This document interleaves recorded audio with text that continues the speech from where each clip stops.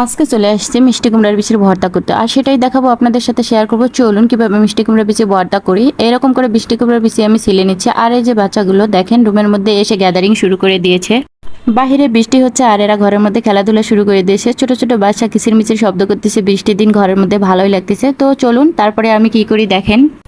এরপর আমি চলে আসবো রান্নাঘরে। আর এখন আমি কাঁঠালের বিচির ভর্তা করব, তাই জন্য পরিমাণ মতো কাঁঠালের বিচি দিয়ে দিলাম। কাঁঠালের বিচি ভাজা হয়ে গেলে এখানে আমি কাঁচামরিচও দিয়ে দিলাম। আর এখন দিয়ে দিচ্ছি রসুন। মিষ্টি কুমড়া বিচির ভর্তাতে রসুন লাগবেই, তাই জন্য রসুনও দিয়ে দিলাম। এখন আমি লবণ দিয়ে কাঁচামরিচটা বেটে নিচ্ছি বাটনের মধ্যে। তারপরে পোতা দিয়ে আমি বিচিগুলো একদম আউলিয়ে নিব।